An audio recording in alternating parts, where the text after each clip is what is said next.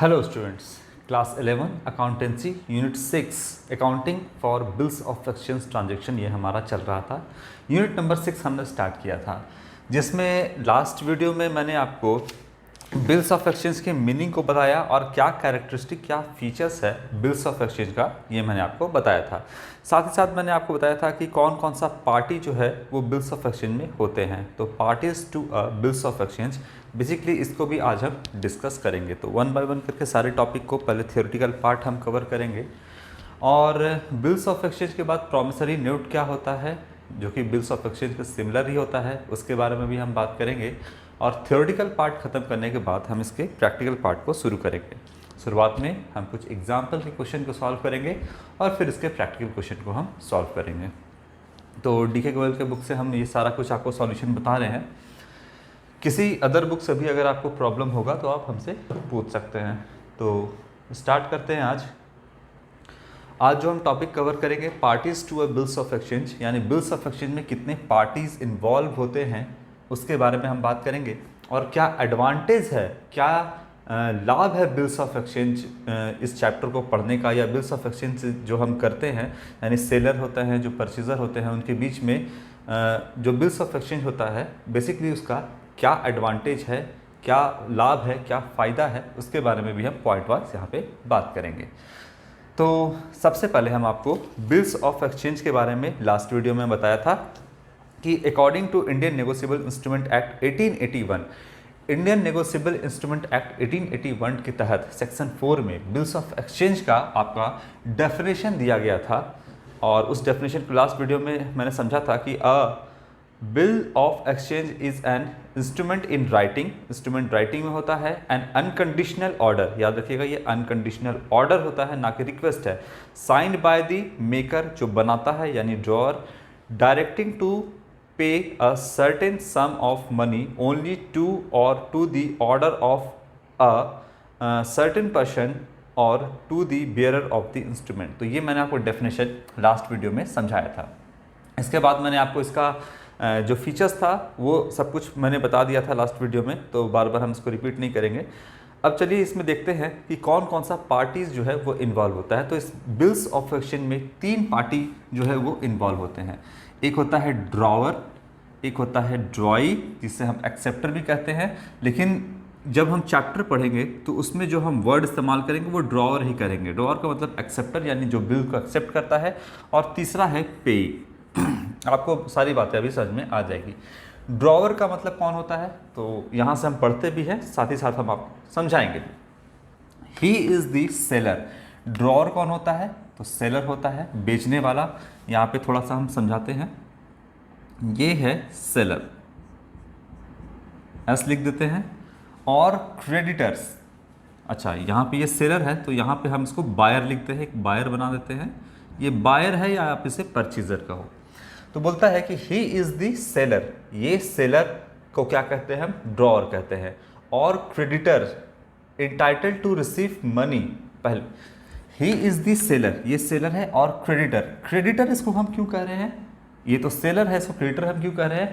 देखिए bills of exchange हम इसलिए पढ़ रहे हैं क्योंकि इसमें जो भी ट्रांजैक्शन होता है, जो भी सामान सेलर के द्वारा बायर को बेचा जाता है, वो कैश में नहीं बेचा जाता है। अगर कैश में बेचता तो फिर क्रेडिटर और डेटर का यहाँ पर कोई बात ही नहीं होता। तो यहाँ पर जो भी सामान बेचा जा रहा है सेलर के द्वारा बायर को यानी परचेजर को, ये किस में बेचा जा रहा है। सपोज 10,000 का अगर सेलर ने बायर को सामान बेचा तो ये 10,000 किस पे बेचा, क्रेडिट पे बेचा, ऑन क्रेडिट, यानी ये बेचा गया आपको उधार पे।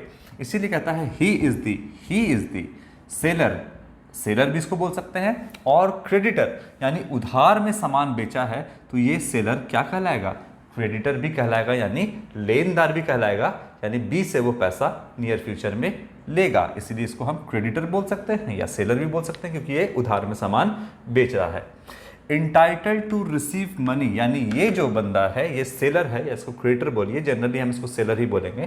तो इंटाइटल्ड टू रिसीव मनी, ये इंटाइटल होता है रिसीव मनी किससे, तो बी से, क्योंकि इसने 10,000 का, सपोज ये हम हाइपोथेटिकल ले रहे हैं, 10,000 का जो है यहाँ पर बेचा गया है इसको, तो ये इंटाइटल है रिसीव मनी। मनी कितना, सर्टेन सम ऑफ मनी, 10,000 रुपया फ्रॉम समवन, समवन मतलब जिसको भी बेचा हो, बी को बेचा हो, सी को बेचा हो, डी को बेचा हो, एक्स को बेचा हो, वाई को बेचा हो, जेड को बेचा हो, जिसको भी बेचा हो, उससे क्या होता है, इंटाइटल टू रिसीव मनी, वो इंटाइटल होता है मनी रिसीव करने का। जैसे यहाँ पर अगर सेलर ने 10,000 का सामान बी को बेचा है तो एस इंटाइटल है मनी रिसीव करने का, कितना, सर्टेन सम ऑफ मनी, 10,000 रुपये, तो इसे हम सेलर बोलेंगे। उधार में बेचा है तो हम इसे क्रेडिटर भी कह सकते हैं। क्लियर हो रहा है बात, आगे बढ़ते हैं। ही राइट्स, ही का मतलब सेलर या क्रेडिटर, ही राइट्स और ड्रॉ, ये या तो बिल लिखता है या बिल ड्रॉ करता है, यानी बिल बनाता है। ये जो है सेलर, ये बिल बनाएगा, ये एक बिल बनाता है जिसे हम बिल्स ऑफ एक्सचेंज कहते हैं। ड्रॉ द बिल, ये ड्रॉ करता है बिल को, and is known as drawer, तो इसे हम क्या कहते हैं, इसे हम ड्रॉवर कहते हैं। आप ऐसे समझ लो, यहाँ पे लिखेंगे क्यों बार बार, यही आपका ड्रॉवर हो गया।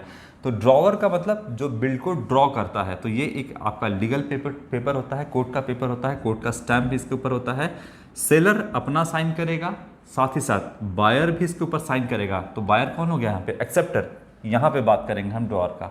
तो यहाँ पर सेलर पहले अपना इसके ऊपर साइन कर दिया, और यहाँ पे कोर्ट का मुहर भी हो गया, और यहाँ पे बात लिख दिया गया कि 10,000 रुपये आफ्टर 3 मंथ्स, मान लो 3 महीने के बाद, एक सर्टेन टाइम भी इसमें फिक्स होता है, मान लो 3 महीना, 30 दिन, 60 दिन, 4 महीना, 5 महीना, ऐसे भी आपका हो सकता है। तो ये जो आपका बिल ड्रॉ किया, ये बिल किसने ड्रॉ किया, सेलर ने, आपका क्रेडिटर ने ड्रॉ किया।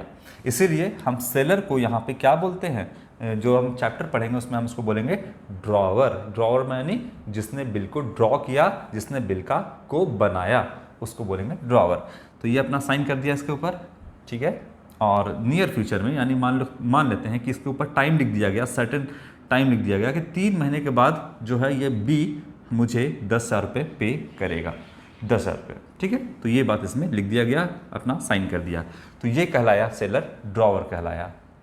क्लियर है। तो जब भी हम बोलेंगे ड्रॉवर, तो ड्रॉवर का मतलब कौन हो गया, सेलर या क्रेडिटर। तो इसको टेक्निकल अकाउंटिंग टर्म में हम क्या बोलेंगे, ड्रॉवर बोलते हैं। बस इतना याद रखिए, ड्रॉवर का मतलब जिसने बिल को ड्रॉ किया। किसने बिल को ड्रॉ किया, सेलर ने या क्रेडिटर ने। तो सेलर और क्रेडिटर की जगह पे हम यहाँ पे क्या वर्ड का इस्तेमाल करेंगे, ड्रॉवर का। ड्रॉवर का मतलब सेलर या क्रेडिटर। समझ में आया बात। अब ये तो आपको पहला समझ में आ गया। दूसरा, ड्रॉई, यानी जिसके ऊपर बिल ड्रॉ किया, यानी सेलर ने जिसके ऊपर बिल को ड्रॉ किया, वो कहलाता है, अकाउंटिंग टर्म्स में हम यहाँ पर इसको जो वर्ड का इस्तेमाल करेंगे वो ड्रॉई है। तो ये आपका परचेजर या बायर ही है, तो ये आपका परचेजर या बायर ही, लेकिन टेक्निकल टर्म में हम इसको बोलेंगे ड्रॉई। क्या बोलेंगे, ड्रॉई बोलेंगे। अच्छा, जब उधार में सामान बेचा गया तो ये बी क्या कहलाता है, उधार में बेचा गया तो बी डेटर हो गया। अगर ये क्रेडिटर है तो बी कौन है, डेटर है।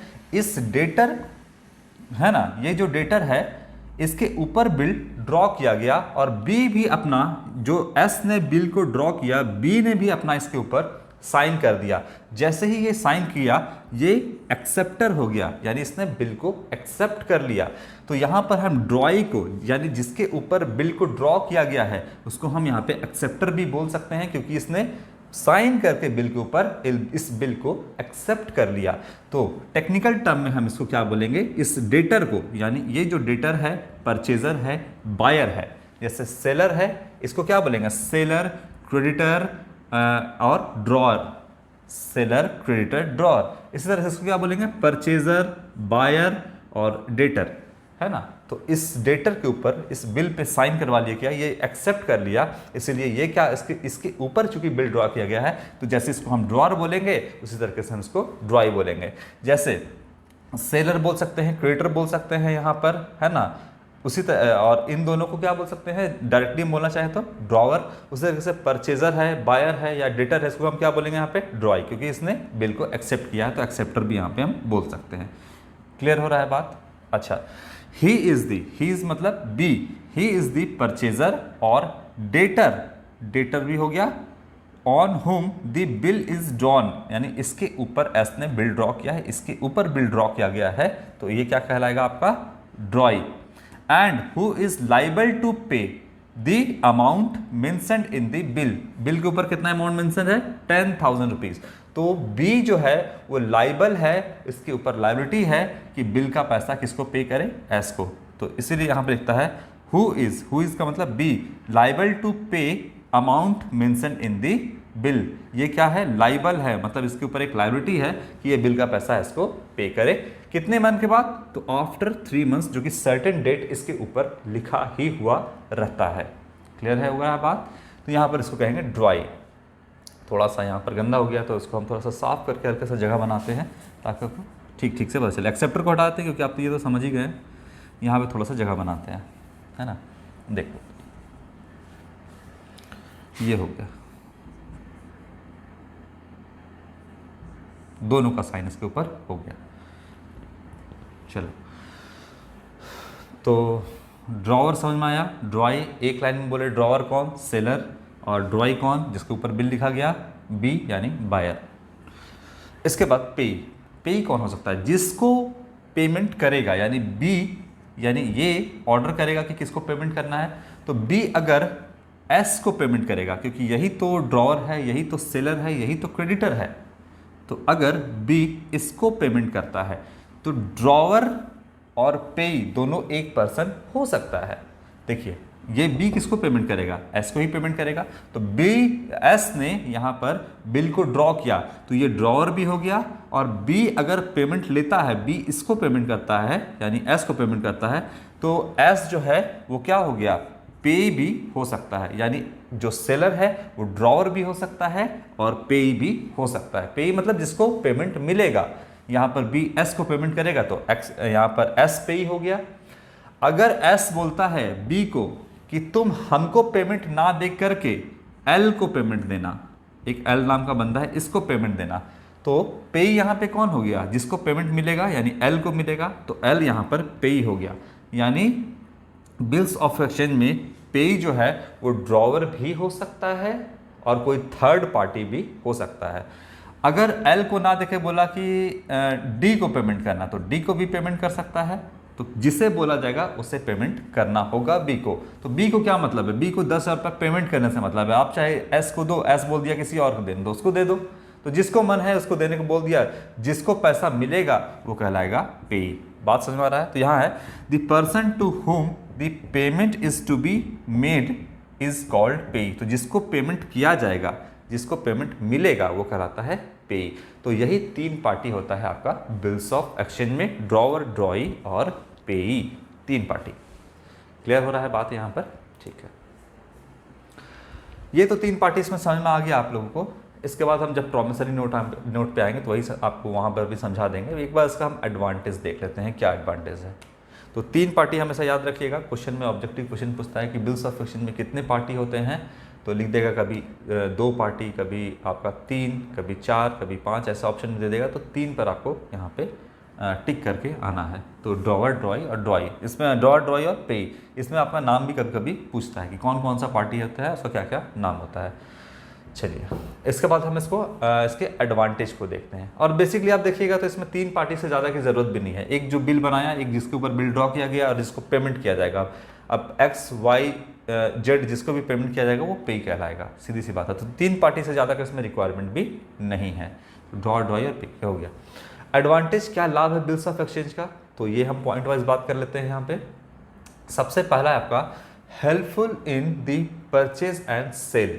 सबसे इसमें बड़ी बात हो गई कि हेल्पफुल हो गया परचेज एंड सेल में। यहाँ पे थोड़ा सा भीड़ भाड़ हम कम करते हैं।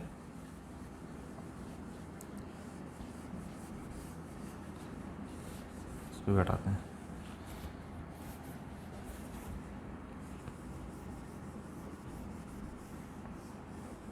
ये सब हो गया तो इसको हटा देते हैं, थोड़ा सा जगह बनाते हैं समझाने के लिए।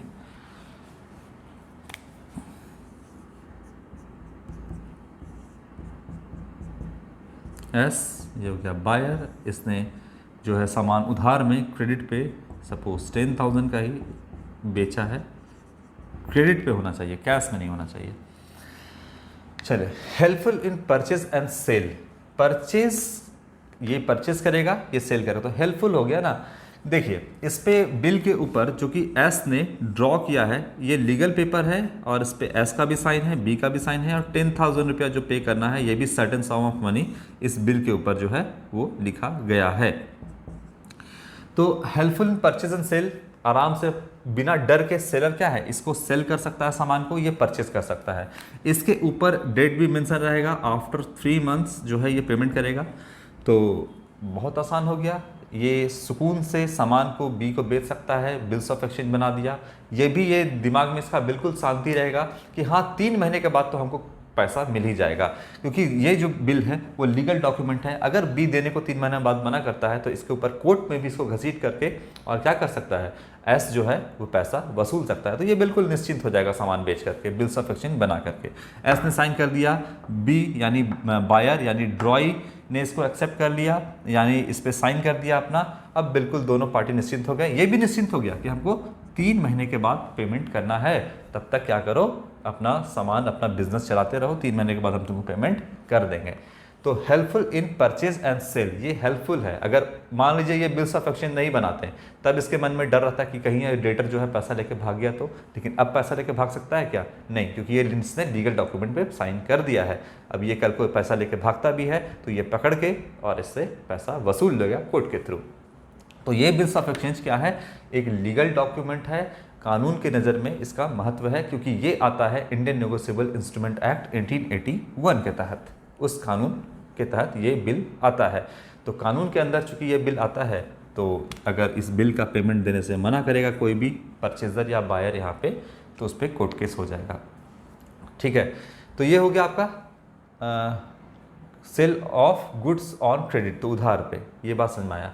इसके बाद है आपका लीगल डॉक्यूमेंट। अभी मैंने आपको समझाया कि ये जो बिल्स ऑफ एक्सचेंज है ये लीगल डॉक्यूमेंट है, यानी ये कानून के नज़र में इसका महत्व है। ऐसा नहीं है कि आप कोई आम ये कागज़ का पन्ना है। जैसे अगर आप बात करें कि आपका 500 रुपये का नोट है तो ये कहीं गिर गया तो आपका क्या, आपको कोई नुकसान होगा? बिल्कुल नुकसान हो जाएगा आपका। लेकिन एक कागज़ मोड़ करके ऐसे ही रखे हुए हैं आप, वो गिर गया तो क्या आपका कोई नुकसान है? नहीं, पेपर गिर गया, लेकिन 500 रुपये का नोट गिर गया तो आपका नुकसान है। उस तरीके से ये भी क्या है, आपका एक लीगल डॉक्यूमेंट है। जैसे अगर हम यहाँ पे बात करें कि लीगल डॉक्यूमेंट कैसे है, तो it is a valid document in the eyes of law, यानी कानून के नज़र में एक वैलिड डॉक्यूमेंट है ये आपका। इफ़ दी ड्रॉई यानी purchaser fail to make its payment, अगर पेमेंट करने को यहाँ पर मना करता है बायर, तो it would be easier to recover the amount legally in comparison to a verbal promise. अगर कोई वर्बल प्रॉमिस करता है, मतलब कोई डॉक्यूमेंट नहीं है, मुंह से बातचीत हो गया कि हम आपको 10,000 रुपये इतना मंथ के बाद देंगे, कल को ये मुकर जाता है तो कुछ नहीं कर सकता है सेलर। लेकिन अगर ये डॉक्यूमेंट पे साइन किया है जो कि एक लीगल डॉक्यूमेंट है, तब जाकर के इस डॉक्यूमेंट के थ्रू एस जो है बी पर जो है लीगल ये कर सकता है, आपका कानूनी कार्रवाई कर सकता है। कोई भी एक्टिविटी अगर ये मान लो करता है कि हम तुमको पैसा नहीं देंगे कल को, तो इस बिल के थ्रू इस पर कोई भी आपका यहाँ पे लीगल एक्शन इस पर हो सकता है और पैसा कहीं ना कहीं बी को देना ही पड़ेगा इसको। तो ये एक लीगल डॉक्यूमेंट है। इसके बाद इस पर कितना डेट लिखा हुआ है, देखिए इस डेट को जब बिल का पैसा मिलता है तो उसे हम ड्यू डेट बोलते हैं या मैच्योरिटी डेट बोलते हैं। मैच्योरिटी का मतलब जब बिल मैच्योर हो गया। तो बताइए बिल कब मैच्योर हो जाएगा? आफ्टर 3 मंथ्स एक ड्यू डेट आएगा, एक मैच्योरिटी डेट आएगा जिस पे बिल मैच्योर हो जाएगा। मैच्योर का मतलब वो दिन आ गया जिस दिन को बी को इस बिल का पैसा एस को देना है। तो वो दिन को हम बोलेंगे मैच्योरिटी डेट या ड्यू डेट। मतलब वो डेट जिस दिन ये बिल मैच्योर हो गया, जिस दिन ये बिल मैच्योर हो गया मतलब ये कैश में कन्वर्ट होने को तैयार हो गया और कैश में कन्वर्ट होकर एस को मिलने को तैयार हो गया। तो इसी को हम बोलते हैं 3 महीने के बाद मैच्योरिटी डेट। समझाएंगे आगे, सब निकालना आपको आएगा। तो कितना मंथ, अब एस को यहाँ पर 3 महीने का डेट दिया है, बी को कितने मंथ का डेट है? 3 महीने के बाद। कितने का अमाउंट है? 10,000 का अमाउंट है। अब एस को 1 महीने के बाद ही या मान लीजिए कि 2 महीने के बाद ही इस 10,000 रुपये का ज़रूरत पड़ गया। डेट कब लिखा हुआ है? 3 महीना। तो 3 महीना पहले एस बी से पैसा नहीं मांग सकता कि 10,000 रुपये दे दो, क्योंकि डेट साफ साफ जो है 3 मंथ्स इस पर मेंशन है। तो ऐसा नहीं कर सकता है कि भाई 2 मंथ में ही इसका आ गया घर पे, बोला कि देखो तुम बिल साइन किया है, हमको 2 महीने में पैसे चाहिए, ऐसा नहीं कर सकता है। जो डेट होगा उसी डेट पर ये जो है पैसा इसको देगा, यानी इस डेट के पहले ये बिल्कुल भी लायबल नहीं है इसको पैसा देने का। ये आके इसको लाख टोकेगा, बोलेगा मैच्योरिटी डेट के दिन हम पैसा देंगे, जो लीगल कार्रवाई करना है कर लो, इस डेट को पैसा देने के लिए हम लायबल हैं। बी बोलेगा हम किसी भी डेट को, तुम कल को सामान बेचा है, 3 महीने का डेट दिया है, कल ही को तुम पैसा मांगने आ जाएगा। मान लो कि सामान बेच दिए आज और एस बोलेगा कल से हमको पैसा दो, और डेट लिखा हुआ 3 महीने बाद, तो ऐसे थोड़ी हो, तो 3 महीने के बाद ही ये लायबल है पैसा देने को। लेकिन एस को बेचारे को क्या है कि किसी अर्जेंट काम से ज़रूरत पड़ गया कि 10,000 रुपये 2 महीने के बाद ही ज़रूरत पड़ गया, तीसरा मंथ अभी नहीं आया था, 2 महीने के बाद ज़रूरत पड़ गया। तो ये तो एक लीगल डॉक्यूमेंट है। एस क्या करेगा, इस बिल को ले करके चला जाएगा कहाँ, बैंक में। कहाँ लेके चला जाएगा, बैंक में लेकर के चला जाएगा, और बैंक वाले से ये डिस्काउंट करवा लेगा, डिस्काउंटिंग फैसिलिटी। मतलब इस एस जो है इस बिल को लेकर के कहाँ चला जाएगा, बैंक में, और डिस्काउंट करवा लेगा। बैंक वाला बोलेगा कि ठीक है आप जो है ले जाइए पैसा, लेकिन हम आपको 9,000 मान लो 700 रुपया ही देंगे। देना कितना था, देना था आपको 10,000 रुपये, लेकिन बोला बैंक वाला कि हम जो है इस बिल को रख लेंगे, इस बिल को हम एक्सेप्ट कर लेते हैं, रख लेते हैं, और हम आपको कितना देंगे, 9,700 रुपये देंगे। बोला कि ठीक है 300 रुपये हम छोड़ देते हैं। ये 300 रुपये बैंक का कमाई हो गया, है ना। तो 2 महीने बाद जो है बिल को डिस्काउंट करवा लिया, एस ने बिल को डिस्काउंट करवा लिया बैंक से 2 महीने बाद। तो 1 महीने का कह सकते हो कि इंटरेस्ट 300 रुपया बैंक वाला रख लिया। अब ये जब मैच्योरिटी डेट आएगा तब बैंक वाला किससे ले लेगा पैसा, ये बी से पैसा रिकवर कर लेगा। कितना, 10,000 जो बिल के ऊपर लिखा है, तो ये 300 रुपया जो बीच का हुआ वो बैंक का कमाई हो गया, क्योंकि बैंक वाला एस को कितना पेमेंट किया, 10,000 के बदले 9,700, और जब 1 महीने के बाद यानी 2 महीना में तो ये पैसा बैंक से भिजवा दिया। जब बैंक 1 महीने के बाद मैच्योरिटी डेट आएगा तो बी से कितना ले लेगा, 10,000, तो बैंक का बीच में बिचौलिया यानी एजेंट के तौर पर बैंक का कमाई कितना हो गया, 300 रुपये। तो डिस्काउंटिंग फैसिलिटी भी बैंक देता है, बैंक भी अपना कमाई करेगा बीच में, क्योंकि बैंकिंग भी प्योर बिजनेस ही है। तो ये ऐसा नहीं कि डिस्काउंटिंग फैसिलिटी दे रहा है तो ये आपका बहुत भला कर रहा है, नहीं, ये अपना इंटरेस्ट भी रखेगा। क्लियर है बात। तो डिस्काउंटिंग फैसिलिटी भी यहाँ पर इस बिल के थ्रू मिल सकता है, किसको, सेलर को, क्रेडिटर को। इसके बाद है इंडोर्समेंट पॉसिबल। इंडोर्समेंट पॉसिबल का मतलब आपका बिल का पेमेंट कभी मान लीजिए कि कह दिया कि सेलर कह दिया कि ए को करिए तो ए को करेगा, ए बोल दिया कि नहीं बी को करो तो बी को करेगा, बी बोलेगा कि नहीं यहाँ सी को करो, डी को करो, ई को करो, ऐसे ऐसे इंडोर्समेंट जो है कर सकता है। तो मतलब बी को पेमेंट करना था एस को, लेकिन एस के बजाय एस बोल दिया कि तुम कर दो पेमेंट सी को, सी बोल दिया कर दो डी को, डी बोल दिया कर दो ई को। तो इस तरीके से एक दूसरे को बिल जो है इंडोर्स कर सकते हैं, एक दूसरे को दे करके पेमेंट करवा सकते हैं बी से यहाँ पर। तो इंडोर्समेंट जो है वो पॉसिबल है। ये सारा केस हम लोग करेंगे, पढ़ेंगे। Possible relief from sending reminder. अब क्या है, एस को यहाँ पर सेलर को बी को रिमाइंडर भेजने की ज़रूरत नहीं है कि भैया पैसा दे दो, पैसा दे दो, बार बार फ़ोन करने की भी ज़रूरत नहीं है, क्योंकि बिल पर 3 महीने का एक फिक्स डेट लिखा हुआ है। तो बार बार रिमाइंडर भेजने की भी ज़रूरत नहीं है एस, बार बार रिमाइंडर बी को या फ़ोन करने की भी ज़रूरत नहीं है, क्योंकि इसको भी पता है कि ये 3 महीने के बाद ये बिल का पैसा हमको एस को देना है। तो रिमाइंडर भी यहाँ पर भेजने की बार बार ज़रूरत नहीं है। तो ये भी एक एडवांटेज हो गया। इसके बाद क्या है, helpful in planning cash operation. तो कैश ऑपरेशन, अब मान लीजिए कि एस ने सामान बेचा है बी को, अब हमको पता है, एस को क्या पता है कि 3 महीने के बाद 10,000 रुपये मेरे पास आएगा, है ना। इस तरीके से और भी लोगों को सामान बेचा गया होगा, तो इतने समय के बाद ये जो है सर्टेन सम ऑफ मनी ये हमको मिल जाएगा, ऐसा एस का मानना है, क्योंकि इस पर सर्टेन डेट यहाँ पे मेंशन है। तो क्या कर सकता है यहाँ पे कि ये कैश ऑपरेशन यानी प्लानिंग भी कर सकता है कि ठीक है 3 महीने बाद 10,000 रुपये आएगा तो हम ये कर लेंगे। तो पहले से ही हम प्लान कर रहे हैं कि ये हम काम करेंगे, क्योंकि 3 महीने के बाद हमको 10,000 रुपया मिलना ही है। तो क्लियर है बात, ये प्लानिंग कर सकता है एस, यहाँ पे प्लानिंग कर सकता है। Convenient means of making foreign payment, तो इस बिल के थ्रू आप फॉरेन पेमेंट भी कर सकते हैं। आगे है saving of money in circulation. तो मनी का सर्कुलेशन जैसे है, इसका भी बिल के थ्रू सबको आप पेमेंट कर ही दे रहे हो, एक से दूसरे को, दूसरे से तीसरे को बिल, तो मनी का भी यहाँ पे क्या है, सर्कुलेशन नहीं हो रहा है।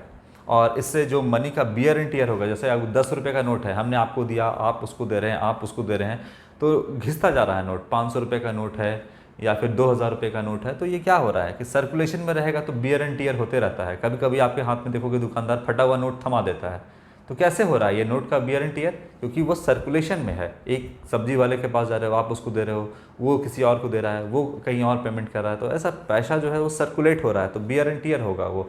लेकिन अगर बिल्स ऑफ एक्सचेंज के थ्रू एक दूसरे से पेमेंट हो रहा है तो यहाँ पर जो मनी का सर्कुलेशन है वो नहीं होगा। जैसे आजकल आप लोग ऑनलाइन पेमेंट भी करते हैं, कहीं भी है, गूगल पे हो गया, पेटीएम हो गया आपका, तो इन सब थ्रू के आप पेमेंट करते हैं। तो देखिए इसमें बैंक का भी काफ़ी फ़ायदा होता है। अगर आप ऑनलाइन पेमेंट जो करते हैं उससे बैंक का क्या फ़ायदा होता है? आप किसी को पेमेंट करने के लिए पहले क्या करते थे, बैंक से एटीएम से पैसा निकाल करके किसी को दे दिए। मान लो 5000 रुपये पेमेंट करना है तो बैंक से तो पैसा निकल गया। लेकिन अगर आप मान लो किसी को गूगल पे कर रहे हो तो क्या होगा कि आपके अकाउंट से पैसा उसके अकाउंट में ट्रांसफर हो जाएगा। तो पैसा कहीं से विड्रॉ नहीं हुआ बल्कि अकाउंट टू अकाउंट ट्रांसफ़र हुआ। मान लीजिए मेरा भी एसबीआई का अकाउंट है और सामने वाले का भी एसबीआई का अकाउंट है, हमें सामने वाले को पेमेंट करना है 5000 रुपये, हमने गूगल पे के थ्रू उसको क्या कर दिया, पेमेंट कर दिया। तो याद रखिएगा इसमें बैंक वाले का फ़ायदा हुआ कि कैश जो है विड्रॉ नहीं हुआ बल्कि एक अकाउंट से दूसरे अकाउंट में ट्रांसफ़र हो गया। मेरे अकाउंट से, मेरे एसबीआई अकाउंट से उसके एसबीआई अकाउंट में ट्रांसफ़र हो गया। तो मनी जो है वो पेमेंट भी मैंने कर दिया और एसबीआई के अकाउंट में ही पैसा रहा, इसके अकाउंट से सिर्फ उसके अकाउंट में ट्रांसफ़र हो गया। यही बात हुआ। तो यहाँ पर भी है कि आपका बिल्स ऑफ एक्सचेंज के थ्रू अगर आप करते हो तो इससे क्या होता है कि मनी जो है वो सर्कुलेशन में नहीं रहता है, जिससे मनी का बियर एंड टियर नहीं होता है। ठीक है। कन्वीनियंस फॉर दी परचेज़र, और परचेज़र को भी यानी ये बायर को भी काफ़ी कन्वीनियंस होता है, काफ़ी आराम होता है इस बिल्स ऑफ एक्सचेंज के थ्रू सामान को खरीदने में। कैसे? तो देखिए इस पर क्या है, 3 महीने का समय लिखा हुआ है। अब ये जो बायर है ये जान रहा है कि वो 3 महीने बाद पेमेंट करना है, तो इस 3 महीने में ये अपना जितना भी बिजनेस का ऑपरेशन है, क्योंकि 3 महीने बाद पेमेंट करना है, तो ये 10,000 रुपया तो अभी बी के ही पॉकेट में रहेगा 3 महीने तक। 3 महीने के बाद ना पेमेंट करना है, तो ये 10,000 रुपये 3 महीने तक रहेगा। 3 महीने में ये इस 10,000 का इस्तेमाल करेगा और आफ्टर 3 मंथ क्या करेगा, ये इसको पेमेंट कर देगा। तो 3 महीने का अपना बिजनेस वो आराम से चला सकता है। तो ये भी फ़ायदा है बिल्स ऑफ एक्सचेंज का। तो देखिए इतना एडवांटेज हो गया, और कौन कौन सा पार्टी हो गया, ड्रॉवर, ड्रॉई और पे। तो होपफुली आपको ये सारी बातें समझ में आई होगी। इसके बाद हम आपको समझाएंगे नेक्स्ट वीडियो में प्रॉमिसरी नोट। तो प्रॉमिसरी नोट के बाद हम आपका प्रैक्टिकल क्वेश्चन स्टार्ट कर देंगे। तो आज के लिए इतना ही। Thank you.